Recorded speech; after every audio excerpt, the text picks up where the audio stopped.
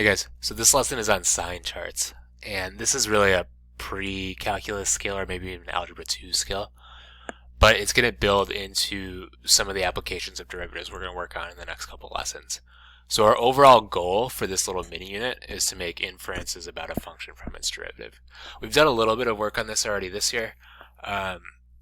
Here's a really simple example of what we're building towards so you know why we're doing what we're doing here. So notice this is the graph of f prime, so this is a derivative of a function.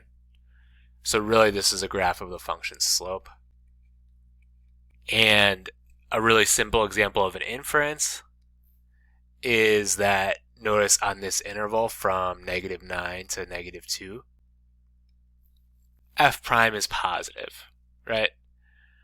So the inference we would make, if f prime is positive, that means f prime is positive, I'll say f prime is greater than 0. That means that f is increasing. Right? So we did work on that earlier this year, right? Same thing over here, so f prime from -2 to 9, f prime is negative. So f is decreasing. Okay, so that's what we're working towards. But we're working towards it in a little bit more of a rigorous way now. So let's jump into this. Maybe you'll see the connection. So this is the first type of problem you'll see on Delta Math in this lesson. This is not very hard at all. It says sketch a polynomial based on the sine chart. So there's actually no calculus involved in this type of problem, no derivatives or anything. All you're doing is thinking positive or negative. So a minus on the sine chart implies that y, let's use f of x actually, we're big boys and girls now. So negative implies that f of x is less than 0. So in other words, we're below the x-axis, and positive implies that f of x is bigger than 0. In other words, above the x-axis, right? So what we want to do is we want to draw a curve that meets these criteria. And I'm going to start, and I want you to start with the dots. The dots are x-intercepts, or zeros, right? So I'm going to make x-intercepts at each of those points. So -1 is one of those points, 2 is one of those points, 4 is one of those points, and 6 is one of those points. Okay. Then I have to draw a curve, and there's infinitely many curves that this could be, right? But I have to draw a curve that is negative in my first interval going from left to right, negative again in that second interval, so that's kind of interesting.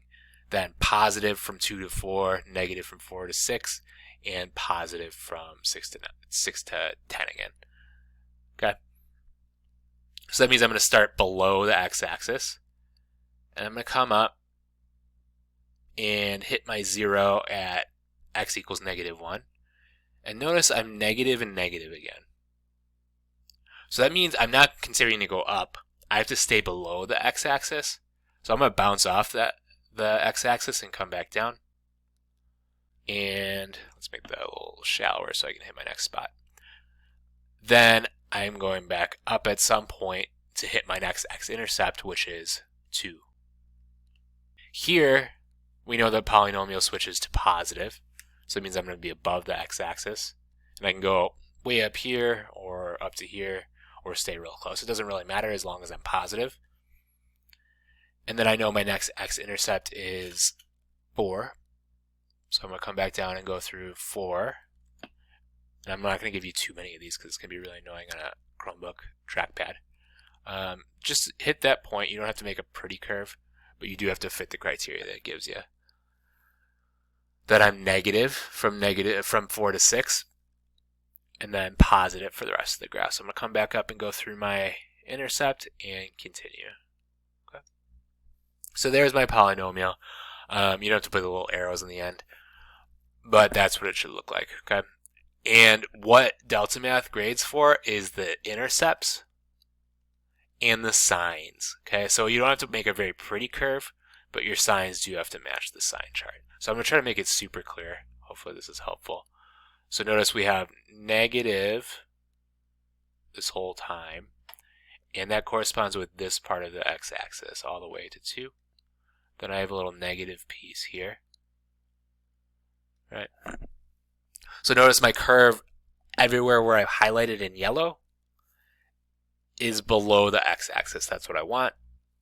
And then we have two little positive zones, and in those zones my curve is above the x-axis. Doesn't matter where I draw it as long as it's up here. Okay. So that's your sketch based on the sign chart. That's your first type of problem. So go ahead and try a few of those before moving on to the next section. These should feel easy. If they're not feeling easy, I think you probably would have missed something in the video. So take a look at one of the examples or come back and rewatch, okay?